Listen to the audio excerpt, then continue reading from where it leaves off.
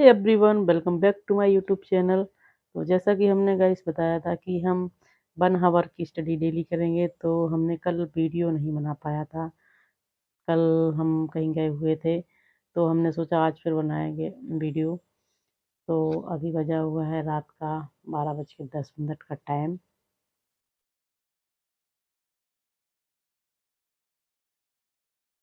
तो let's start this video. Let's study. तो guys आज हम पढ़ेंगे पाठ्यचर्या के लिए बुनियादी दृष्टिकोण। सो नंबर 1, विषय केंद्रित पाठ्यचर्या। यह माना जाता है कि सार्वभौमिक और उद्देश्य ज्ञान सीधे उन लोगों से प्रेषित किया जा सकता है जिन्होंने ज्ञान प्राप्त नहीं किया है। व्याख्यान छात्रों को विषय ज्ञान का संचार करने के लिए सबसे अधिक उपयोग किए जाने वाला ढंग है। छात्र सामान्य तौर पर शिक्षक या पाठ्य पुस्तक द्वारा प्रदान की गई विषय सामग्री को याद करते हैं। परीक्षाएं छात्रों के सामग्री ज्ञान का परीक्षण करती हैं। नंबर 2, व्यवहारवादी पाठ्यचर्या। व्यवहारवादी मनोवैज्ञानिक अधिगम को व्यवहार में परिवर्तन के रूप में देखते हैं और अधिगम के उद्देश्यों को व्यवहार परिवर्तन के रूप में परिभाषित किया जाता है। ज्ञान क्रिया की क्षमता है जिसे कार्यों के सफल प्रदर्शन के रूप में पहचाना जाता है। यह निर्धारित करने का एकमात्र ढंग है कि विद्यार्थी कुछ जानते हैं या नहीं मानते हैं। यह देखना है कि वे कुछ स्थितियों में कैसे व्यवहार करते हैं। अधिगम के व्यवहारवादी सिद्धांत निम्न हैं। तो सिद्धांत है नंबर ए, योग्यता आधारित पाठ्यचर्या। बी, मानदंड संदर्भित पाठ्यचर्या। सी, दक्षता अधिगम। डी, योजनाबद्ध अधिगम। तो यहाँ अधिगम अधिगम बहुत आ रहा है, तो अधिगम का मतलब है सीखना, किसी वस्तु विषय को सीखना। सीखना होता है अधिगम। तो योग्यता आधारित पाठ्यचर्या में टर्मिनल दक्षताओं को व्यावहारिक शब्दों में परिभाषित किया गया है, फिर इन्हें उप दक्षताओं में उपनिरूपित किया जाता है। योग्यता आधारित पाठ्यचर्या अधिगम का न्यूनतम स्तर भारत और कुछ अन्य देशों में विकसित किया गया है। व्यवहारवादी पाठ्यचर्या में शिक्षक पाठ्यचर्या की विकासकर्ताओं द्वारा विकसित पाठ्यचर्या को क्रियान्वित करने के लिए सहायक होते हैं और शिक्षक पाठ्यचर्या के साधन पर सवाल नहीं उठाते हैं। व्यवहारवादी पाठ्यक्रम सिद्धांत के अनुभवों, संदर्भ और संज्ञानात्मक प्रवृत्तियों को ध्यान में नहीं रखता है। शिक्षार्थियों को ज्ञान के निष्क्रिय प्राप्तकर्ता के रूप में माना जाता है और शिक्षकों को ज्ञान के प्रेषक के रूप में माना जाता है।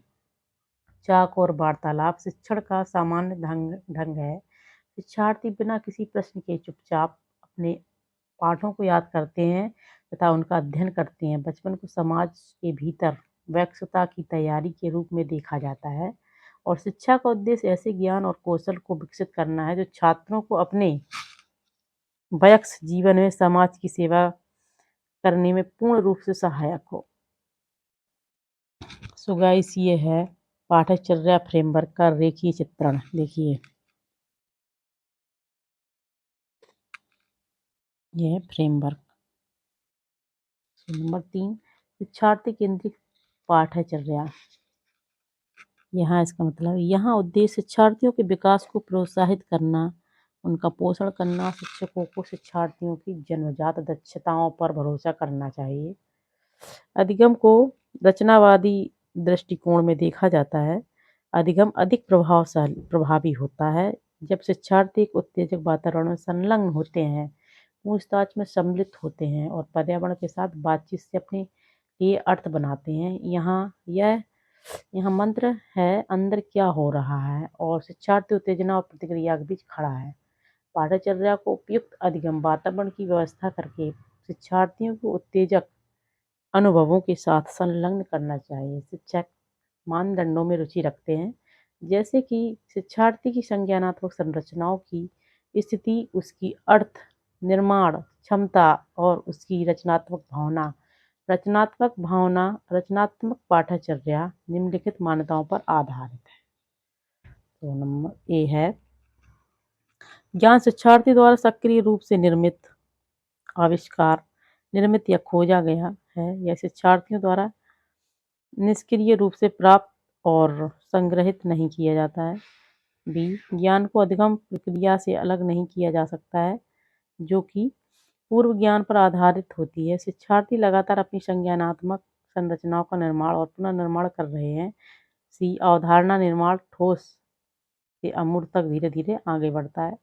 यहाँ शिक्षार्थियों की अधिगम शैली को इस प्रक्रिया को समायोजित करना चाहिए। रचनावादी पाठचर्या में शिक्षक सीखने के वातावरण का प्रदाता और एक सूत्रधार है।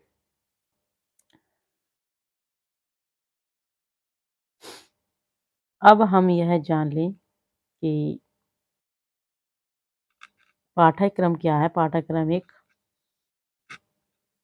दस्तावेज है जिसको अध्ययन या कक्षा अध्ययन की परिभाषित और निर्धारित रूपरेखा माना जा सकता है। गतिशील वातावरण शिक्षण एक निरंतर प्रक्रिया है जिसका मूलतः संचार है, जो कि स्वयं भी गतिशील है। शिक्षण समय और स्थान के अनुसार बदलता रहता है। शिक्षण को प्रभावित करने वाले राजनीतिक, आर्थिक, मनोवैज्ञानिक, सामाजिक, सांस्कृतिक एवं तकनीकी कारक हो सकते हैं। शिक्षण सभी प्रकार की प्रविधियां, पद्धतियां और संचार माध्यम का उपयोग करता है। इसमें पूछताछ, जांच, उदाहरण आदि जैसे कौशल भी सम्मिलित होते हैं। इस प्रकार के शिक्षण में श्रव्य, दृश्य माध्यम, मानव संपर्क, मुद्रण माध्यम, इलेक्ट्रॉनिक्स माध्यम आदि का उपयोग किया जाता है।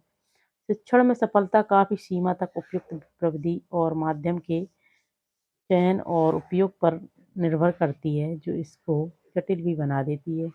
शिक्षण वातावरण में मुख्य 3 प्रकार के 4 चर माने जाते हैं, जो एक दूसरे को प्रभावित करते हैं और एक दूसरे से प्रभावित होते हैं। स्वतंत्र चर शिक्षण प्रक्रिया में शिक्षक स्वतंत्र चर के रूप में कार्य करता है। वह छात्रों की यथासंभव पूर्ण अधिगम अनुभव प्रदान करने के लिए विभिन्न प्रकार के कार्यों और गतिविधियों में व्यस्त रहता है। आश्रित चर है, इसमें छात्र चर आश्रित माना जाता है। वह अपने शिक्षक पर निर्भर रहता है। उसको शिक्षण प्रक्रिया में शिक्षक द्वारा निर्धारित सभी वस्तुएं, नियोजन, व्यवस्था और प्रस्तुतिकरण के अनुसार कार्य करना पड़ता है। हस्तक्षेप चर शिक्षण प्रक्रिया में पाठ है वस्तु, शिक्षण विधियां, शिक्षण युक्तियां तथा शिक्षण व्यूह, रचनाएं आदि हस्तक्षेप चर के वर्ग में आती हैं। सामाजिक परिवेश में कई और चर भी हस्तक्षेप चर का उपकार करते हैं। यह सभी चर एक दूसरे के पूरक हैं और सम्मिलित होकर शिक्षण प्रक्रिया को पूर्ण बनाते हैं। जैसे एक चिकित्सक सबसे पहले रोगी व्यक्ति का निदान या पहचान करके ही उसका उपचार आरंभ करता है और बाद में समय समय पर उसका अवलोकन करता है। वैसा ही कार्य एक शिक्षण द्वारा किया जाता है। शिक्षण का राजनीतिक वातावरण शिक्षण प्रक्रिया का वातावरण राजनीतिक व्यवस्था के अनुसार भी होता है। निम्नलिखित अनुच्छेदों में इस बात का संक्षिप्त वर्णन किया जाता है। एक तंत्र शासन इस व्यवस्था में शिक्षण प्रक्रिया शिक्षण प्रधान मानी जाती है। शिक्षक की बात को शिक्षार्थी बिना तक के स्वीकार करते हैं। लोकतंत्र इस व्यवस्था में शिक्षक और शिक्षार्थी के संबंध मानवीय आधार पर होते हैं। दोनों एक दूसरे के विचारों को सम्मान देते हैं और बिना किसी भय के अपने अपने विचारों को प्रस्तुत करते हैं। लोकतंत्र में स्वाभानुशासन पर बल दिया जाता है। हस्तक्षेप रहित शासन यह व्यवस्था सबसे लचीली है। इसमें शिक्षक एक मित्र के रूप में कार्य करता है और छात्रों के अधिकतम सक्रिय होने के लिए अवसर प्रदान किए जाते हैं। शिक्षण में चरों के विभिन्न कारण निम्नलिखित अनुच्छेदों में नेट की परीक्षा के अनुसार शिक्षण चरों के कार्यों का वर्णन किया जाता है। शिक्षण में चरों के विभिन्न कार्य निदानात्मक क्रिया, मूल्यांकन क्रिया, उपचारात्मक क्रिया।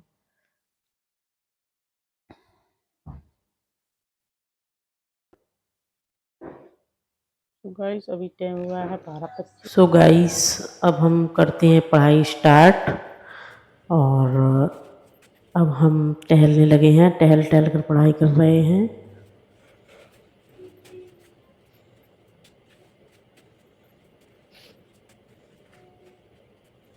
क्योंकि एक जगह बैठकर दिमाग नहीं लगता है, फिर हम टहल कर बैठ कर और खड़े होकर चल फिर कर भी पढ़ाई करते हैं। अब हम बैठ चुके हैं और बैठकर पढ़ाई कर रहे हैं। इस तरह हमारा 1 हावर कंप्लीट हो जाएगा। अगर आप मन लगाकर 1 घंटे भी पढ़ाई करते हैं डेली तो बहुत कुछ आपको याद हो सकता है। सो गाइस, इस प्रकार हमारा 1 हावर कंप्लीट हो जाएगा। जैसा कि हम जानते हैं गाइस कि जब हम बहुत ही डीमोटिवेट हो जाते हैं, हर जगह से हमें डीमोटिवेशन मिलता है, तो हमें हिम्मत नहीं हारनी चाहिए और हमें एक बार अपनी घर की स्थितियाँ और अपने माँ-बाप का फेस देखना चाहिए। इससे बड़ा मोटिवेशन कुछ और नहीं है। गाइस, हमने 1 घंटे में 1 पार्ट कंप्लीट किया पढ़ने का, तो हमें बहुत कुछ समझ में आ गया। अगर आप भी इस प्रकार 1 हावर मन लगाकर पढ़ाई करते हैं, तो आपको बहुत कुछ समझ में आ सकता है।